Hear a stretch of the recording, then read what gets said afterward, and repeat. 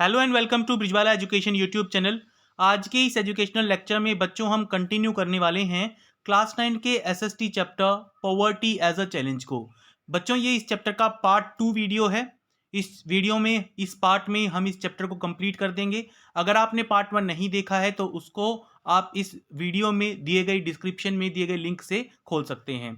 तो चलिए शुरू करते हैं। ग्लोबल पॉवर्टी सिनेरियो, हमें जहां से शुरू करना है वो हमारा पहला टॉपिक है कि पूरे वर्ल्ड में गरीबी को लेके अलग अलग देशों में अलग अलग इलाकों में क्या स्टैटिस्टिक्स रही हैं, क्या आंकड़े रही हैं। ठीक है, वर्ल्ड के कौन से ऐसे पार्ट्स हैं जहां पे पॉवर्टी कम हुई है, कौन से ऐसे पार्ट है जहां पे पॉवर्टी खत्म हो गई है, वो हम डिस्कस करेंगे। ऑल ओवर द वर्ल्ड की बात करेंगे हम। देखिए, अलग अलग कंट्रीज में एक्सट्रीम इकोनॉमिक पॉवर्टी में रहने वाले जो लोगों का नंबर है वर्ल्ड बैंक के अकॉर्डिंग वो 36% से 10% पे आ गया है ऑल ओवर द वर्ल्ड की जब हम बात करते हैं। यानी पूरे वर्ल्ड में एज अ होल पॉवर्टी बहुत ज़्यादा डिक्रीज हुई है 1990 से लेके 2015 के बीच में। 1990 में जहां वर्ल्ड के 36% लोग $1.90 पर डे से कम कमा रहे थे, वहीं 2015 में ये आंकड़ा सिर्फ 10% रह गया है। यानी ग्लोबली पॉवर्टी काफ़ी कम हुई है। वैसे तो ग्लोबल पॉवर्टी में काफ़ी कमी आई है। It is marked with great regional differences. इसका मतलब ये है कि कुछ कंट्रीज ऐसी हैं जिन्होंने बहुत अच्छा परफॉर्म किया है पॉवर्टी रिडक्शन के मामले में, और कुछ कंट्रीज ऐसी रही हैं जहां पे परफॉर्मेंस इतना अच्छा नहीं रहा है। Poverty declined substantially in China and Southeast Asian countries as a result of rapid economic growth and massive investments in human resource development. China और साउथ ईस्ट एशिया की बाकी कंट्रीज में पॉवर्टी बहुत ज़्यादा कम हुई है क्योंकि यहाँ पे इकोनॉमिक ग्रोथ बड़ी फास्ट हुई है और ह्यूमन रिसोर्स डेवलपमेंट का मतलब इंसानों को एजुकेट करने में, हेल्थ फैसिलिटीज़ प्रोवाइड करने में, ट्रेनिंग प्रोवाइड करने में, इन चीज़ों में सरकार ने काफ़ी पैसा खर्च किया है। इन देशों की सरकारों ने बहुत पैसा खर्च किया है, जिस वजह से यहाँ ह्यूमन रिसोर्स डेवलपमेंट हुई है और उसकी वजह से यहाँ जो पॉवर्टी है वो कम हुई है। Number of poors in China has come down from 88.3% in 1981 to 14.7% in 2008 to 0.6% in 2019। अब चाइना की परफॉर्मेंस देखिए पॉवर्टी रिडक्शन के मामले में। 1981 में चाइना में 88.3% लोग बिलो पॉवर्टी लाइन रह रहे थे। 2008 में ये 88.3 घट के 14.7 रह गया, यानी काफ़ी ज़्यादा अच्छा परफॉर्म किया चाइना ने। और 2019 की बात करें तो सिर्फ 0.6% लोग बिलो पॉवर्टी लाइन रह रहे हैं चाइना में। साउथ ईस्ट एशिया की जो बाकी कंट्रीज हैं, इंडिया, पाकिस्तान, श्रीलंका, नेपाल, बांग्लादेश, इन्होंने भी पॉवर्टी रिडक्शन के मामले में बहुत अच्छा परफॉर्म किया है। ठीक है, जैसे इन कंट्रीज की बात करें तो 2005 में जहाँ 34% के आसपास इन कंट्रीज में पॉवर्टी थी, वहीं 2014 में 15.2% के आसपास रह गई है। ठीक है, परसेंटेज ऑफ पुअर में तो डिक्रीज आया ही है, साथ ही साथ नंबर ऑफ पुअर पीपल भी डिक्रीज हुआ है। जो पहले 2005 में 510 मिलियन पुअर पीपल थे इन कंट्रीज में, वहीं 2013 में 274.5 मिलियन पीपल ही पुअर रह गए हैं, यानी बिलो पॉवर्टी लाइन रह गए हैं। पॉवर्टी लाइन की अलग अलग डेफिनेशन होने की वजह से इंडिया में जो पॉवर्टी है वो नेशनल एस्टीमेट से ज़्यादा दिखाई जाती है। यानी इंडिया पॉवर्टी को मेजर करने के जो क्राइटेरिया अपनाता है और वर्ल्ड बैंक जो क्राइटेरिया अपनाता है, इन दोनों में बहुत ज़्यादा फर्क है। इसलिए इंडिया नेशनल लेवल पे जो आंकड़े पेश करता है और वर्ल्ड बैंक दुनिया के सामने इंडिया के बारे में जो आंकड़े पेश करता है, उन दोनों में काफ़ी डिफरेंस देखने को मिलता है। क्योंकि जो पॉवर्टी लाइन की डेफिनेशन है, वर्ल्ड बैंक ने जहां पॉवर्टी लाइन की डेफिनेशन $1.9 पर डे रखी हुई है, वहीं इंडिया में पॉवर्टी लाइन की डेफिनेशन अलग है।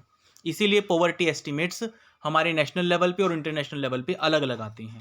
सब सहारन अफ्रीका की बात करें तो पॉवर्टी 51% थी 2005 में, 2018 तक कम होकर 40.2 रह गई है।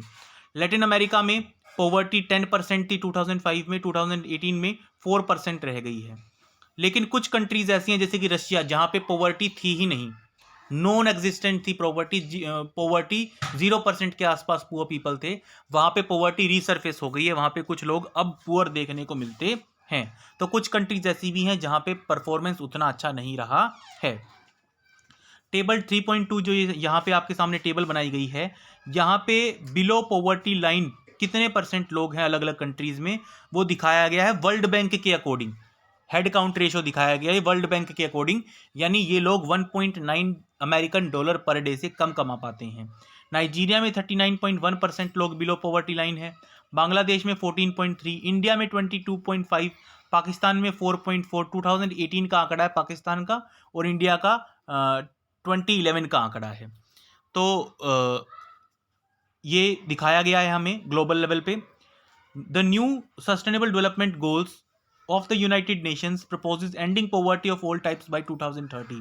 जो यूनाइटेड नेशंस ऑर्गेनाइजेशन है उसका ये गोल है कि 2030 तक दुनिया के सब देशों से पॉवर्टी जो जिस भी तरीके की है वो ख़त्म हो जाए। यहाँ देखिए इस ग्राफ से हम पॉवर्टी रिडक्शन समझ सकते हैं। जैसे यहाँ पे ये वाली जो लाइन है ये साउथ ईस्ट एशिया में पॉवर्टी रिडक्शन दिखाती है, ये लैटिन अमेरिका में दिखाती है, ये लाइन सब सहारन अफ्रीका में दिखाती है, ये रेड लाइन ईस्ट एशिया और पैसिफिक रीजन में दिखाती है, और ये चाइना में दिखाती है।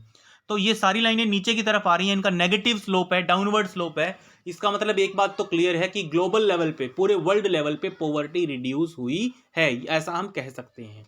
ठीक है, कहीं पे पॉवर्टी ज़्यादा रिड्यूस हुई है, कहीं पे पॉवर्टी कम जो है डिक्रीज हुई है। आगे देखिए कॉजेज ऑफ पॉवर्टी, पॉवर्टी के कारण क्या है। देखिए वैसे तो इंडिया जैसी कंट्री में पॉवर्टी के बहुत सारे कारण हैं। एक हिस्टोरिकल रीजन है low level of economic development under the British colonial administration. जब हम अंग्रेजों के गुलाम थे, इंग्लिश ईस्ट इंडिया कंपनी के गुलाम थे, तब हमारी डेवलपमेंट पे, इकोनॉमिक डेवलपमेंट पे इतना ध्यान नहीं दिया गया, इसीलिए आज पॉवर्टी देखने को मिलती है इतनी ज़्यादा इंडिया में। पहला रीजन तो ये हो गया। कॉलोनियल गवर्नमेंट की जो पॉलिसीज थी उन्होंने हमारे ट्रेडिशनल हैंडीक्राफ्ट्स को बर्बाद कर दिया, इंडस्ट्रीज की डेवलपमेंट को, टेक्सटाइल्स की डेवलपमेंट को बर्बाद कर दिया। ठीक है, 1980s तक इंडिया में जो ग्रोथ रेट था वो काफ़ी कम रहा, 3.3% के आसपास। वो इसी वजह से रहा, ब्रिटिश की पॉलिसीज की वजह से। जॉब अपॉर्चुनिटीज इंडिया में कम होती गई, ग्रोथ रेट काफ़ी कम रहा इंडिया में, इनकम ग्रोथ रेट काफ़ी कम रहा। और दूसरा रीजन रहा हाई ग्रोथ ऑफ पॉपुलेशन। पहला रीजन तो ये इसने यहाँ पे दिया है ब्रिटिशर्स की डिस्क्रिमिनेटरी पॉलिसीज, दूसरा रीजन इसने यहाँ दिया है हाई पॉपुलेशन ग्रोथ। ठीक है, इन दोनों की वजह से पर कैपिटा इनकम इंडिया की काफ़ी कम रही। पर कैपिटा का मतलब पर पर्सन कितने पैसे कमा पाता है एक साल में। पर कैपिटा इनकम इंडिया की काफ़ी घट गई हाई पॉपुलेशन ग्रोथ और ब्रिटिशर्स की डिस्क्रिमिनेटरी पॉलिसीज की वजह से। प्रमोशन ऑफ इकोनॉमिक ग्रोथ भी इंडिया में नहीं हो पाया और पॉपुलेशन कंट्रोल भी इंडिया में नहीं हो पाया। इन दोनों ने इंडिया की कंडीशन को और ज़्यादा जो है इंटेंसिफाई कर दिया पॉवर्टी के मामले में। इरिगेशन और ग्रीन रेवोल्यूशन आने के बाद, जब ग्रीन रेवोल्यूशन आया इंडिया में, तो नई तरह की सीड्स की वैरायटी, नई तरह की फर्टिलाइजर्स इंडिया में यूज़ होने लगे और गेहूं की प्रोडक्शन मेनली बहुत ज़्यादा बढ़ गई इंडिया में। ठीक है, बहुत सारी जॉब अपॉर्चुनिटीज़ क्रिएट की गई एग्रीकल्चर सेक्टर में। लेकिन ग्रीन रेवोल्यूशन का जो इफेक्ट था वो दुनिया के, वो इंडिया के कुछ एक इलाकों में ही मिला। जैसे हरियाणा, पंजाब और तमिलनाडु के कुछ पार्ट्स तक ही ग्रीन रेवोल्यूशन का जो बेनिफिट था वो किसानों को मिला। बाकी कंट्री में वाइड स्प्रेड नहीं इसका जो है फ़ायदा मिल पाया। इसका मेन रीज़न ये रहा क्योंकि ग्रीन रेवोल्यूशन में इन्वेस्टमेंट ज़्यादा करनी पड़ती है एग्रीकल्चर में। तो पंजाब, हरियाणा के आसपास का एरिया काफ़ी फर्टाइल है, वहाँ के किसान इन्वेस्टमेंट कर सकते हैं, अफोर्ड कर सकते हैं हैवी इन्वेस्टमेंट्स को, इसीलिए वहाँ के किसानों ने ग्रीन रेवोल्यूशन का फ़ायदा उठाया। देश के बाकी हिस्सों के किसान जहाँ पे उतना फर्टाइल लैंड नहीं है, वो ग्रीन रेवोल्यूशन का उतना फ़ायदा नहीं उठा पाए। ठीक है, तो ये तीसरा रहा भाई, जो ग्रीन रेवोल्यूशन जैसी रेवोल्यूशंस आई इंडिया में, उनका जो इफेक्ट है वो कुछ एक पार्ट्स तक रहा, पूरी कंट्री में यूनिफॉर्मली स्प्रेड नहीं हो पाया। इंडस्ट्रीज़, चाहे वो पब्लिक सेक्टर इंडस्ट्रीज़ हो, चाहे वो प्राइवेट सेक्टर इंडस्ट्रीज़ हो, वो उतनी जॉब्स क्रिएट नहीं कर पाई जितने की एम्प्लॉयमेंट सीकर्स थे। यानी बेरोजगारों की संख्या बढ़ती जा रही थी, जॉब्स उस अकॉर्डिंग क्रिएट नहीं हो पा रही थी। ये हम फोर्थ रीजन लिख सकते हैं। ठीक है, तो unable to find proper jobs in cities, many people started working as rickshaw pullers. जिन लोगों को काम नहीं मिल पाया उन्होंने रिक्शा चलाने का, वेंडर्स का, कंस्ट्रक्शन वर्कर का, घरों में काम करने का, ये काम शुरू कर दिए। इनकी इरेगुलर और छोटी मोटी इनकम होती थी। ठीक है, ये लोग अपना घर अफोर्ड नहीं कर सकते थे, इसीलिए उन्होंने स्लम्स में, झुग्गी झोपड़ियों में रहना शुरू कर दिया, शहर के बाहर झुग्गी झोपड़ियाँ बसानी शुरू कर दी, और वहीं से पॉवर्टी का जो है एक नया चैप्टर शुरू होता है। ठीक है, तो जहां पहले गांवों में ज़्यादा गरीबी देखने को मिलती थी, अब अर्बन स्लम्स में भी काफ़ी गरीबी देखने को मिलती है। ठीक है, अगला जो इफेक्ट है पॉवर्टी का वो है ह्यूज इनकम इनइक्वालिटीज़। इंडिया में कुछ ग्रुप्स तो ऐसे हैं जहाँ पे पैसा बहुत है उनके पास, ऑन एन एवरेज उनके पास बहुत प्रॉपर्टी है, बहुत पैसा है। और कुछ ग्रुप्स हैं जो पॉवर्टी वल्नरेबल हैं, ठीक है। सरकार ने काफ़ी प्रोग्राम्स उनके लिए चलाए, लेकिन आज भी उन ग्रुप्स में पॉवर्टी परसेंटेज ज़्यादा देखने को मिलता है। सबसे बड़ा रीजन जो रहा वो है unequal distribution of land India में, unequal distribution of resources India में। लैंड कुछ परिवारों के पास तो बहुत ज़्यादा ज़मीन थी, कुछ परिवारों के पास उतनी ज़मीन नहीं थी। बहुत सारी पॉलिसी शुरू करी गई, ठीक है। We have not been able to tackle the issue in meaningful manner, लेकिन हम फिर भी सही तरीके से इस इशू को टैकल नहीं कर पाए। Major policy initiatives like land reforms which aimed at redistribution of assets in rural areas have not been implemented properly. बहुत सी पॉलिसीज जैसे कि लैंड रिफॉर्म्स, जमीन को लेके कुछ सुधार सरकार की तरफ से प्रपोज तो किए गए रीडिस्ट्रीब्यूशन करने के लिए, मतलब जिन किसानों के पास बहुत ज़्यादा ज़मीन है उनसे ज़मीन लेके गरीबों को बांटने के लिए इन चीज़ों के प्रपोजल्स तो बनाए गए, लेकिन कभी ये चीज़ इफेक्टिवली इम्प्लीमेंट नहीं की जा सकी इंडिया में, ठीक है। इसीलिए इंडिया में पॉवर्टी आज भी इतनी ज़्यादा देखने को मिलती है, ठीक है। आगे आता है लैंड रिसोर्सेज का काफ़ी लैक रहा है, ठीक है, जो पॉवर्टी का कारण रहा है इंडिया में। बहुत से रूरल पुअर ऐसे हैं जिनके पास खुद की खेती की ज़मीन नहीं है। पॉलिसीज़ की प्रॉपर इम्प्लीमेंटेशन ना हो पाना, ठीक है। रूरल पुअर के लिए बहुत सारी पॉलिसीज़ चलाई गई सरकार की तरफ से, लेकिन उनको अच्छे तरीके से लागू नहीं किया गया। जिन लोगों तक फ़ायदा पहुंचना चाहिए था उन लोगों को उनका पूरा फ़ायदा नहीं मिल पाया। Many other socio cultural economic factors are also responsible for poverty. और भी कुछ सोशल कल्चरल और इकोनॉमिक फैक्टर्स पॉवर्टी के लिए रिस्पॉन्सिबल हैं। In order to fulfil social obligation and observe regional religious ceremonies, people in India including the very poor spend a lot of money. जैसे लड़की की शादी पे बहुत पैसा खर्च करना पड़ता है, रिलीजियस सेरेमनीज पे बहुत पैसा खर्च करना पड़ता है, पैसा ना होने के बावजूद भी, ठीक है। 200-300 लोगों को घर बुला के खाना खिलाना पड़ता है, ठीक है। काफ़ी खर्च करना पड़ता है। अगर आपके पास पैसे नहीं हैं तो उधार पे लेके या अपना असेट बेच के ऐसा करना पड़ता है। ये हमारे सोसाइटी का एक पार्ट है। तो इस तरह के नॉर्म्स भी पॉवर्टी बढ़ने का एक कारण रही हैं। छोटे छोटे किसानों को अक्सर पैसे की ज़रूरत पड़ती है बीज खरीदने के लिए, फर्टिलाइज़र खरीदने के लिए, पेस्टिसाइड खरीदने के लिए, क्योंकि उनके पास कोई सेविंग्स नहीं होती, इसलिए उनको ब्याज पे पैसा लेना पड़ता है। और पॉवर्टी की वजह से वो एक डेट ट्रैप में, एक ब्याज के जाल में फंस जाते हैं और हमेशा ब्याज ही भरते रह जाते हैं, मूल या प्रिंसिपल अमाउंट कभी चुका ही नहीं पाते हैं, ठीक है। इंडेटेडनेस, कर्जदारी में उनकी पूरी ज़िंदगी बीत जाती है। तो हाई लेवल ऑफ इंडेटेडनेस, ज़्यादा कर्जे में रहना भी पॉवर्टी का एक बहुत बड़ा कारण रहा है इंडिया में।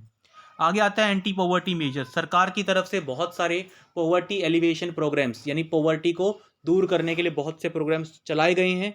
वो प्रोग्राम कौन कौन से हैं और इतने सारे प्रोग्राम्स चलाए जाने के बावजूद भी आज भी इंडिया में पॉवर्टी परसेंटेज इतना ज़्यादा क्यों है, वो हम समझेंगे इस पैराग्राफ में, ठीक है। पॉवर्टी को ख़त्म करना इंडिया की डेवलपमेंटल गोल्स में से मेन रहा है। इस वक्त जो हमारी एंटी पॉवर्टी स्ट्रेटजी है गवर्नमेंट की, वो 2 टॉपिक्स के ऊपर, 2 चैप्टर्स के ऊपर बेस्ड है। पहली बात तो इकोनॉमिक ग्रोथ बढ़ाना इंडिया की, और anti poverty programmes, targeted anti poverty programmes शुरू करना। पहली चीज़ तो अगर इंडिया इकोनॉमिकली स्ट्रॉन्ग होगा तो जॉब्स बढ़ेंगे इंडिया में, लोगों की इनकम बढ़ेगी, लोगों का लिविंग स्टैंडर्ड बढ़ेगा। दूसरा, कुछ ग्रुप्स ऐसे हैं जो पॉवर्टी वल्नरेबल हैं, उनको टारगेट करते हुए अगर सरकार स्कीम चलाएगी तो उन ग्रुप्स की वल्नरेबिलिटी को ख़त्म किया जा सकता है टू पॉवर्टी, ठीक है। तो ये 2 प्लैंक्स हैं, ये 2 मेन टॉपिक्स हैं जिनके ऊपर हमारा एंटी पॉवर्टी प्रोग्राम्स सरकार के बेस्ड होते हैं। एक तो इकोनॉमिक ग्रोथ की तरफ ध्यान देना और दूसरा टारगेटेड पॉवर्टी रिडक्शन करना। पिछले 30 सालों का हम अगर टाइम देखें 1980 से लेके आज तक का, ठीक है, तो पर कैपिटा इनकम ग्रोथ काफ़ी कम थी और पॉवर्टी रिडक्शन ज़्यादा नहीं थी। 1980 से पहले की बात कर रहा है ये। ऑफिशियल पॉवर्टी एस्टिमेट्स 1950s में जहाँ 45% के आसपास थे, 1980s के आसपास भी लगभग उतने ही थे। यानी कहने का मतलब क्या है, 1950 से 1980 तक पॉवर्टी रिडक्शन में इंडिया कुछ खास नहीं कर पाया, ठीक है। 1980s के बाद इंडिया की जो इकोनॉमिक ग्रोथ है दुनिया में सबसे फास्टेस्ट में से एक रही। यानी 1980s में इंडिया में कुछ ऐसे कमाल हुए जिनसे इंडिया की इकोनॉमिक ग्रोथ में बहुत बड़ा उछाल आया, ठीक है। जो ग्रोथ रेट 3.5% के आसपास रहा करती थी वो 6% तक होने लगी, बहुत बड़ा उछाल था, लगभग डबल हो गई हमारी ग्रोथ रेट, ठीक है। इन हाई ग्रोथ रेट की वजह से 1980s के बाद पॉवर्टी काफ़ी रिड्यूस हुई है इंडिया में नेशनल लेवल पे, ठीक है। तो इसका मतलब एक बात तो क्लियर है इकोनॉमिक ग्रोथ और poverty reduction go hand in hand. अगर आप अपने देश की इकोनॉमिक तरक्की की तरफ ध्यान दोगे तो पॉवर्टी अपने आप कम हो जाएगी। इकोनॉमिक ग्रोथ की वजह से अपॉर्चुनिटीज बढ़ती हैं, रिसोर्सेज मिलते हैं लोगों को, ह्यूमन डेवलपमेंट में इन्वेस्टमेंट करती है सरकार, एजुकेशनल इंस्टीट्यूट खोलती है, कॉलेजेस खोलती है, ट्रेनिंग प्रोग्राम्स शुरू करती है, वोकेशनल अपॉर्चुनिटीज मिलती है लोगों को, जिससे पॉवर्टी रिडक्शन होता है। This also encourages people to send their children including the girl child to schools in the hope of getting better economic returns from investing in education. अगर इकोनॉमिक ग्रोथ होगा country का, अगर country के पास पैसा आएगा, सरकार के पास पैसा आएगा, तो सरकार स्कूल्स, कॉलेजेस और ट्रेनिंग सेंटर्स, वोकेशनल इंस्टीट्यूट्स खोलेगी।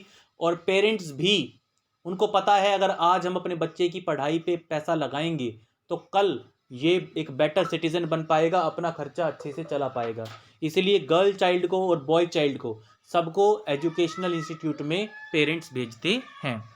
However, the poor may not be able to take direct advantage from the opportunities created by economic growth. Moreover, growth in the agriculture sector is much below expectations. लेकिन एक सच्चाई और भी है, economic growth का फायदा अमीर लोगों ने ज़्यादा उठाया है इंडिया में वीकर सेक्शन के मुकाबले।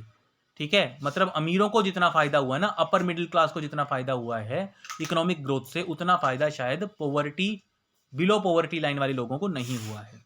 ठीक है, एग्रीकल्चर सेक्टर की बात करें तो एग्रीकल्चर सेक्टर में जितनी ग्रोथ होनी चाहिए थी उतनी नहीं हो पाई। ठीक है, this has a direct bearing on poverty as a large number of poor people live in villages and are dependent on agriculture. Agriculture में उतनी डेवलपमेंट ना होने की वजह से आज भी रूरल पुअर की संख्या बहुत ज़्यादा है और गाँव में पॉवर्टी रिडक्शन उस स्पीड से नहीं हो पाया जिस स्पीड से हम चाहते थे। तो इसका मतलब इन सिचुएशन से क्लियर हो गया है कि टारगेटेड एंटी पॉवर्टी प्रोग्राम्स शुरू करने की जरूरत है, जो उन ग्रुप्स को, जैसे कि रूरल पुअर को टारगेट करे और उनकी गरीबी कम करने की कोशिश करे। All that there are so many schemes which are formulated to affect poverty directly और indirectly, some of them are worth mentioning. अब हम कुछ ऐसी स्कीम्स की बात करेंगे जो सरकार ने शुरू की हैं पॉवर्टी रिडक्शन के लिए, पॉवर्टी को कम या ख़त्म करने के लिए। उनमें से सबसे इंपॉर्टेंट और सबसे पहली है Mahatma Gandhi national rural employment guarantee act, जिसको मगनरेगा या नरेगा के नाम से भी जाना जाता है। इसको 2005 में शुरू किया गया था। ठीक है, इसके तहत गरीबों को, बिलो पॉवर्टी लाइन पीपल को 100 डेज ऑफ अश्योर्ड एम्प्लॉयमेंट मिलता था। हर घर में, एक घर में 100 दिन का अश्योर्ड एम्प्लॉयमेंट मिलता है रूरल एरियाज में।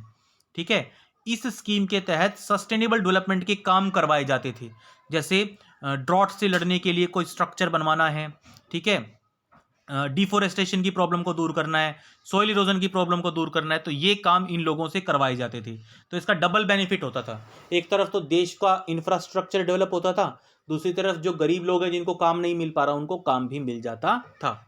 ठीक है, आज भी इंडिया के जो बजट है उसमें बहुत बड़ा हिस्सा मगनरेगा को दिया जाता है।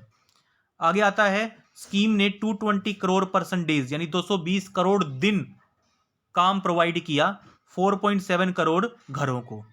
ठीक है, SC ST और वीमेन का परसेंटेज देखिए तो 23% SC लोगों को काम मिला, 17% ST लोगों को काम मिला और 53% काम जो है वो किसको मिला, वीमेन को मिला। ठीक है, जो दिहाड़ी है, जो मजदूरी है, वो जहां 65 रुपीज हुआ करती थी 2006-7 के आसपास, वो 65 से बढ़ के 132 रुपये हो गई 2013-14 में। यानी मगनरेगा जैसी स्कीम के चालू होने के बाद जो प्राइवेट लोग काम करवाते थे उनको भी अपनी दिहाड़ी बढ़ानी पड़ी है, ये देखते हुए कि सरकार जब इतना पैसा इनको दे रही है और अगर हम कम पैसा देंगे तो ये हमारे पास आएंगे ही नहीं। 2013-14 की बात करें तो 132 तक उनकी वेजेस बढ़ गई थी। मार्च 2018 में अनस्किल्ड मैनुअल वर्कर्स का, यानी जो हाथ का काम करते हैं, जो स्किल नहीं आती जिनको कोई, जो हाथ से काम करना जानते हैं, ठीक है, मैनुअल लेबर करते हैं जो, इनका जो वेज रेट है वो दोबारा से रिवाइज किया गया।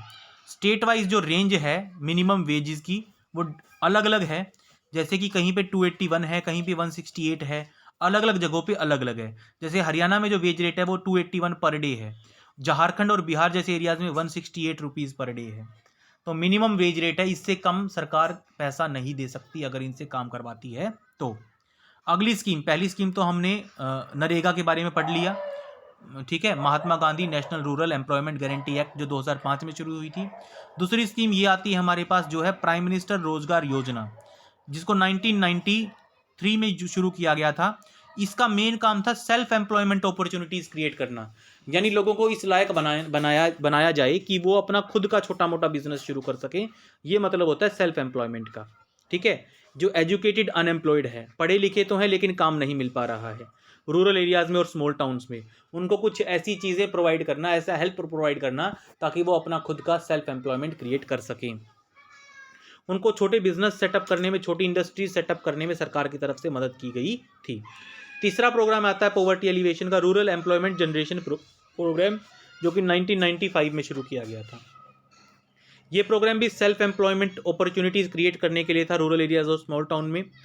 इसका टारगेट था 25 लाख न्यू जॉब्स क्रिएट करना। देखिए, अगर मान लीजिए मैं कोई छोटा बिजनेस शुरू करता हूँ, जैसे मैं चक्की लगाता हूँ, तो मुझे कोई ना कोई हेल्पर रखना पड़ेगा, मुझे तो काम मिलेगा ही मिलेगा, साथ ही साथ मैं किसी और को भी जॉब पे रखूँगा। तो इसी चीज़ को टारगेट रखते हुए सरकार रूरल एम्प्लॉयमेंट जनरेशन प्रोग्राम के ज़रिए 25 लाख न्यू जॉब्स क्रिएट करना चाहती है। ठीक है, 10th 5 ईयर प्लान तक। अगला आता है, अगली स्कीम जो हमारी आती है, फोर्थ स्कीम जो आती है, स्वर्ण जयंती ग्राम स्वरोजगार योजना। 1999 में ये स्कीम चालू की गई थी। ये प्रोग्राम जो है ये असिस्टेड पुअर फैमिलीज़ को बिलो पॉवर्टी लाइन से अबव पॉवर्टी लाइन लाने की कोशिशें की गई थी इस प्रोग्राम के तहत। सेल्फ हेल्प ग्रुप्स बनवाए गए थे इस प्रोग्राम के तहत, और सरकार ने सब्सिडी दी थी इन ग्रुप्स को, और बैंक्स ने चीप क्रेडिट प्रोवाइड किया था इन ग्रुप्स को, ताकि ये अपना खुद का छोटा मोटा सेल्फ एम्प्लॉयमेंट क्रिएट करके बिलो पॉवर्टी लाइन से अबव पॉवर्टी लाइन आ सकें। अगली आती है प्रधानमंत्री ग्रामोदय योजना।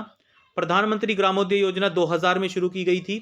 ठीक है, एडिशनल सेंट्रल असिस्टेंस केंद्र सरकार की तरफ से, सेंट्रल गवर्नमेंट की तरफ से स्टेट्स को और ज़्यादा पैसा दिया जाता है ताकि स्टेट्स प्राइमरी हेल्थ फैसिलिटीज़ पे, एजुकेशन पे, रूरल शेल्टर पे, ड्रिंकिंग वाटर फैसिलिटीज़ पे, इलेक्ट्रिसिटी प्रोवाइड करने पे और ज़्यादा खर्च कर सकें।